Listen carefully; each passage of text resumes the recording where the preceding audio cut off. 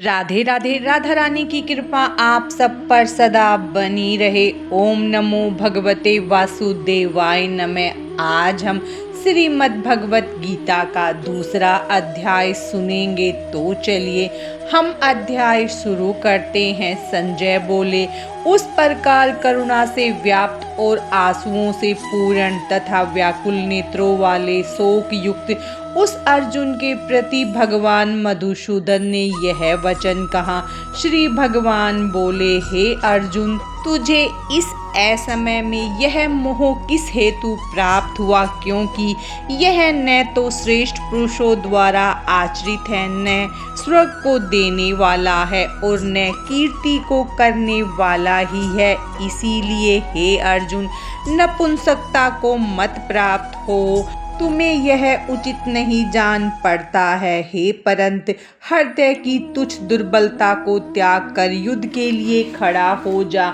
अर्जुन बोले, हे मधुसूदन, मैं रणभूमि में किस प्रकार बाणों से भीष्म पितामह और द्रोणाचार्य के विरुद्ध लड़ूंगा, क्योंकि हे अरिसूदन, वे दोनों ही पूजनीय हैं। इसीलिए इन महानुभाव गुरुजनों को न मारकर मैं इस लोक में भिक्षा का अन्न भी खाना कल्याणकारक समझता हूँ, क्योंकि गुरुजनों को मारकर भी इस लोक में रुधिर से सने हुए अर्थ और काम रूप भोगों को ही तो भोगूंगा। हम यह भी नहीं जानते कि हमारे लिए युद्ध करना और न करना, इन दोनों में से कौन सा श्रेष्ठ है, अथवा यह भी नहीं जानते कि उन्हें हम जीतेंगे या हमको वे जीतेंगे, और जिनको मारकर हम जीना भी नहीं चाहते वे ही हमारे आत्मीय धृतराष्ट्र के पुत्र हमारे मुकाबले में खड़े हैं। इसीलिए कायरता रूप दोष से अपहत हुए, सब भाव वाला तथा धर्म के विषय में मोहित चित हुआ मैं आपसे पूछता हूँ कि जो साधन निश्चित कल्याणकारक हो वह मेरे लिए कहिए, क्योंकि मैं आपका शिष्य हूँ और मैं आपकी शरण में आया हूँ। मुझको शिक्षा दीजिए, क्योंकि भूमि में निष्कंटक धन धान्य संपन्न राज्य को और देवताओं के स्वामी पने को प्राप्त होकर भी मैं उस उपाय को नहीं देखता हूँ जो मेरी इंद्रियों को सुखाने वाले शोक को दूर कर सके। फिर संजय धृतराष्ट्र से बोले, हे राजन, निद्रा को जीतने वाले अर्जुन अंतर्यामी श्री कृष्ण महाराज के प्रति इस प्रकार कहकर फिर गोविंद भगवान से युद्ध नहीं करूँगा, यह स्पष्ट कहकर चुप हो गए। हे भरतवंशी धृतराष्ट्र, अंतर्यामी श्री कृष्ण महाराज दोनों सेनाओं के बीच में शोक करते हुए उस अर्जुन को हंसते हुए यह वचन बोले। श्री भगवान बोले, हे अर्जुन, तू न शोक करने योग्य मनुष्य के लिए शोक करता है और पंडितों के से वचनों को कहता है, परंतु जिनके प्राण चले गए हैं उनके लिए और जिनके प्राण नहीं गए हैं उनके लिए भी पंडित जन शोक नहीं करते। न तो ऐसा ही है कि मैं किसी काल में नहीं था, तू नहीं था, अथवा ये राजा लोग नहीं थे, और न ऐसा ही है कि इससे आगे हम सब नहीं रहेंगे। जैसे जीव आत्मा की इस देह में बालकपन, जवानी और वृद्धा अवस्था होती है, वैसे ही अन्य शरीर की प्राप्ति होती है। उस विषय में धीर पुरुष मोहित नहीं होता है। हे कुंती पुत्र, सर्दी गर्मी और सुख दुख को देने वाले इंद्रिय और विषयों के संयोग तो उत्पत्ति विनाशशील और अनित्य हैं। इसीलिए हे भारत, उनको तू सहन कर, क्योंकि हे पुरुष श्रेष्ठ, सुख दुख को समान समझने वाले जिस धीर पुरुष को ये इंद्रियां और विषयों के संयोग व्याकुल नहीं करते वह मोक्ष के योग्य होता है। असत वस्तु की तो सत्ता नहीं है और सत का अभाव नहीं है। इस प्रकार इन दोनों का ही तत्वज्ञानी पुरुषों द्वारा देखा गया है। नाश रहित तो तू उसको जान जिससे यह संपूर्ण जगत दर्श्य वर्ग व्याप्त है। इस अविनाशी का विनाश करने में कोई भी समर्थ नहीं है। इस नाश रहित अप्रेममय नित्य स्वरूप जीव आत्मा के ये सब शरीर नाशवान कहे गए हैं। इसीलिए हे भरतवंशी अर्जुन, तू युद्ध कर। जो इस आत्मा को मारने वाला समझता है तथा जो इसको मरा मानता है, वे दोनों ही नहीं जानते, क्योंकि यह आत्मा वास्तव में न तो किसी को मारता है और न किसी के द्वारा मारा जाता है। यह आत्मा किसी काल में भी न तो जन्मता है और न मरती ही है, और न यह उत्पन्न होकर फिर होने वाली ही है, क्योंकि यह अजन्मा, नित्य, सनातन और पुरातन है। शरीर के मारे जाने पर भी यह नहीं मरती। हे अर्जुन, जो पुरुष इस आत्मा को नाश रहित, नित्य, अजन्मा, अव्यय जानता है, वह पुरुष कैसे किसको मरवाता है और कैसे किसको मारता है। जैसे मनुष्य पुराने वस्त्रों को त्याग कर दूसरे नए वस्त्रों को ग्रहण करता है, वैसे ही जीव आत्मा पुराने शरीर को त्याग कर दूसरे नए शरीर को प्राप्त होता है। इस आत्मा को शस्त्र नहीं काट सकते, इसको आग नहीं जला सकती, इसको जल नहीं गला सकता और वायु नहीं सुखा सकती है, क्योंकि यह आत्मा अछेद है, यह आत्मा अदाह है, निसंदेह अशोच्य है, और यह आत्मा नित्य, सर्वव्यापी, अचल, स्थिर रहने वाली और सनातन है। यह आत्मा अव्यक्त है, यह आत्मा अचिंत्य है और आत्मा विकार रहित कहा जाता है। इससे हे अर्जुन, इस आत्मा को उपयुक्त प्रकार से जानकर तू शोक करने को योग्य नहीं है, अर्थात तुझे शोक करना उचित नहीं है। किंतु यदि तू इस आत्मा को सदा जन्म लेने वाला तथा सदा मरने वाला मानता है तो भी हे महाभाव, तू इस प्रकार शोक करने योग्य नहीं है, क्योंकि इस मान्यता के अनुसार जन्मे हुए की मृत्यु तो निश्चित है और मरे हुए का जन्म भी निश्चित है। इससे भी इस बिना उपाय वाले विषय में तू शोक करने योग्य नहीं है। हे अर्जुन, संपूर्ण प्राणी जन्म से पहले अप्रकट थे और मरने के बाद भी अप्रकट हो जाने वाले हैं, केवल बीच में ही प्रकट है। ऐसी स्थिति में क्या शोक करना। कोई एक महापुरुष ही इस आत्मा को आश्चर्य की भांति देखता है और वैसे ही दूसरा कोई महापुरुष ही इसके तत्व का आश्चर्य की भांति वर्णन करता है, और दूसरा कोई अधिकारी पुरुष ही इसे आश्चर्य की भांति सुनता है, और कोई कोई तो सुनकर भी इसको नहीं जानता है। हे अर्जुन, यह आत्मा सबके शरीर में सदा ही अवैध है। इस कारण संपूर्ण प्राणियों के लिए तू शोक करने योग्य नहीं है तथा अपने धर्म को देखकर भी तू भय करने योग्य नहीं है, अर्थात तुझे भय नहीं करना चाहिए, क्योंकि क्षत्रिय के लिए धर्मयुक्त युद्ध से बढ़कर दूसरा कोई कल्याणकारी कर्तव्य है ही नहीं। हे पार्थ, अपने आप प्राप्त हुए और खुले हुए स्वर्ग के द्वार रूप इस प्रकार के युद्ध को भाग्यवान क्षत्रिय लोग ही पाते हैं, किंतु यदि तू इस धर्म युक्त युद्ध को नहीं करेगा तो स्वधर्म और कीर्ति को खोकर पाप को प्राप्त होगा तथा सब लोग तेरी बहुत काल तक रहने वाली अपकीर्ति का भी कथन करेंगे, और माननीय पुरुष के लिए अपकीर्ति मरण से भी बढ़कर है, और जिनकी दृष्टि में तू पहले बहुत सम्मानित होकर अब लघुता को प्राप्त होगा, वे महारथी लोग तुझे भय के कारण युद्ध से हटा हुआ मानेंगे। तेरे वैरी लोग तेरे सामर्थ्य की निंदा करते हुए तुझे बहुत से न कहने योग्य वचन भी कहेंगे। इससे अधिक दुख और क्या होगा। या तो तू युद्ध में मारा जाकर स्वर्ग को प्राप्त होगा, अथवा संग्राम में जीतकर पृथ्वी का राज्य भोगेगा। इस कारण हे अर्जुन, तू युद्ध के लिए निश्चय करके खड़ा हो जा। जय पराजय, लाभ हानि, सुख दुख को समान समझकर उसके बाद युद्ध के लिए तैयार हो जा। इस प्रकार युद्ध करने से तू पाप को नहीं प्राप्त होगा। हे पार्थ, यह बुद्धि तेरे लिए ज्ञान योग्य है विषय में कही गई, और अब तू इसको कर्म योग के विषय में सुन। जिस बुद्धि से युक्त हुआ तू कर्मों के बंधन को भली भांति त्याग देगा, अर्थात सर्वथा नष्ट कर डालेगा।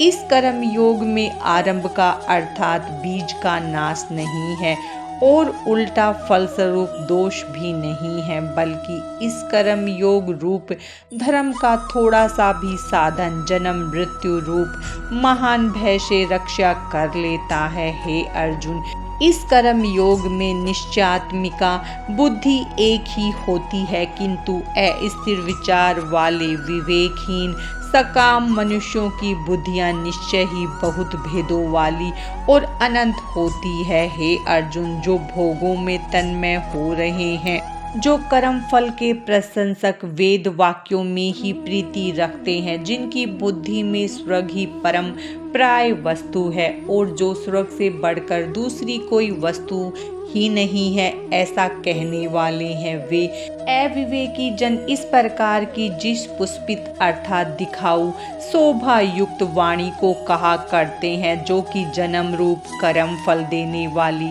एवं भोगों तथा ऐश्वर्य की प्राप्ति के लिए नाना प्रकार की बहुत सी क्रियाओं का वर्णन करने वाली है।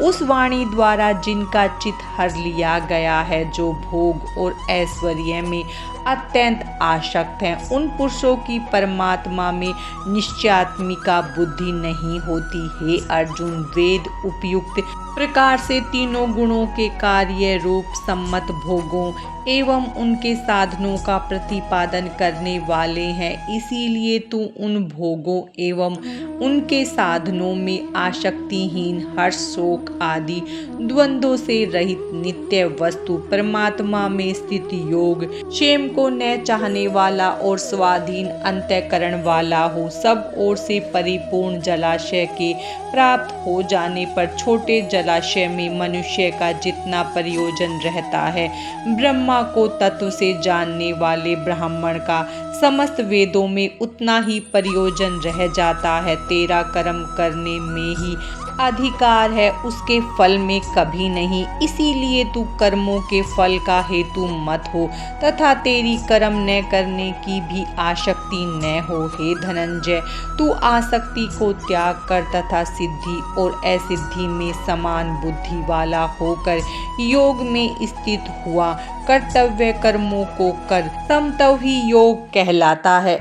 इस समत्व रूप बुद्धि योग से सकाम कर्म अत्यंत ही निम्न श्रेणी का है। इसीलिए हे धनंजय, तू समबुद्धि में ही रक्षा का उपाय ढूंढ, अर्थात बुद्धि योग का ही आश्रय ग्रहण कर, क्योंकि फल के हेतु बनने वाले अत्यंत दीन है।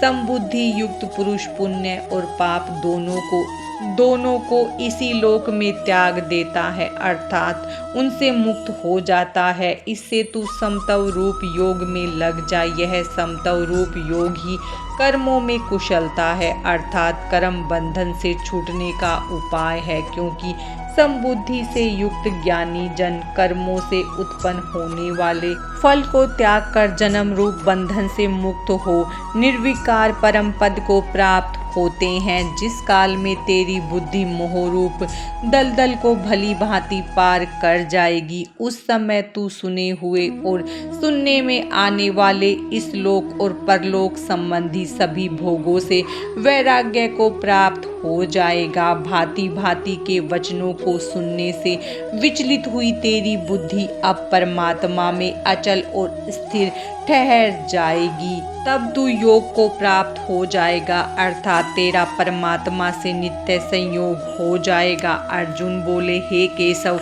समाधि में स्थित परमात्मा को प्राप्त हुए स्थिर बुद्धि पुरुष का क्या लक्षण है?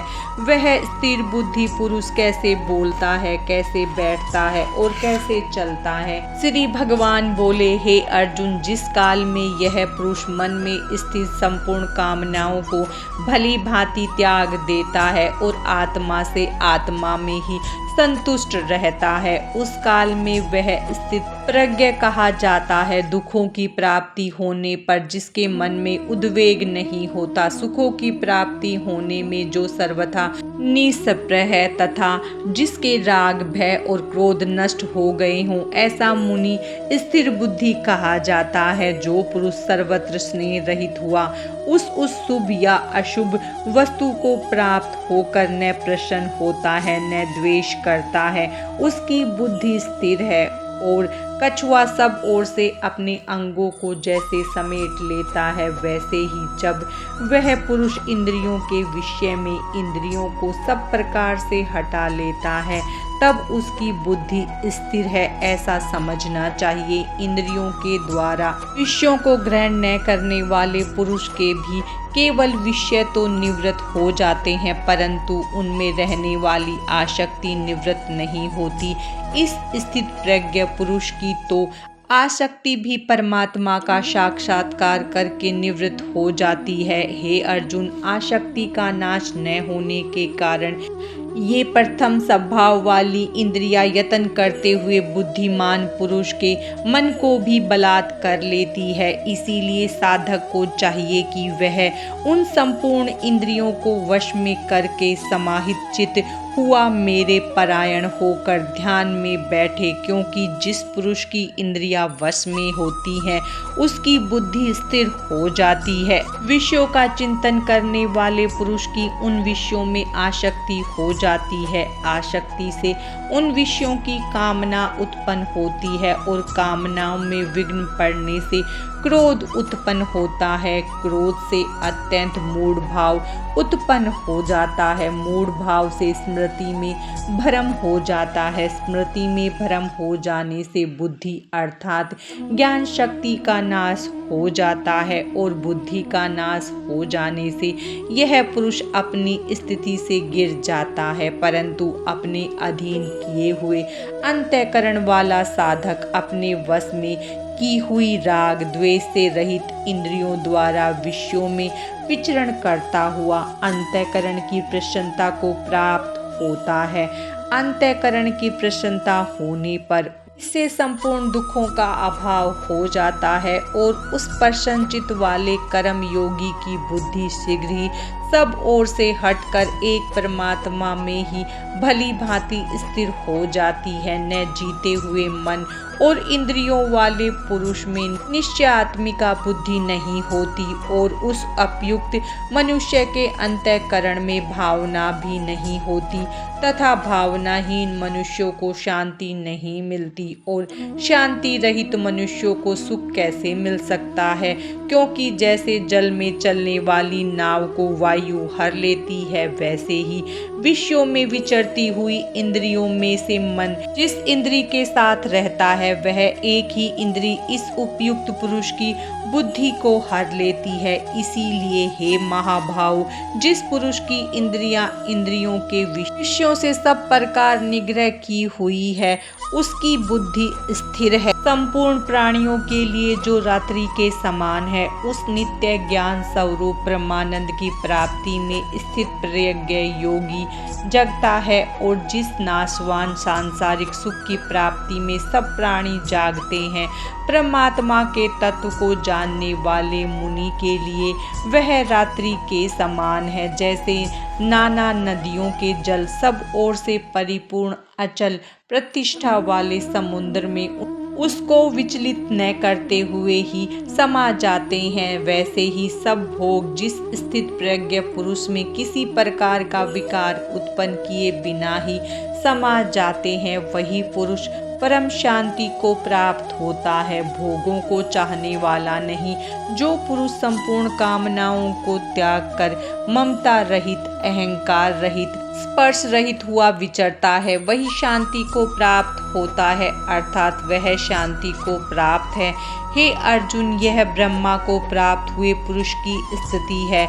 इसको प्राप्त होकर योगी कभी मोहित नहीं होता और अंतकाल में भी इस ब्रह्मी स्थिति में स्थित होकर ब्रह्म आनंद को प्राप्त हो जाता है। श्रीमद् भगवत गीता का दूसरा अध्याय समाप्तम। ओम नमो भगवते वासुदेवाय नमः। राधे राधे।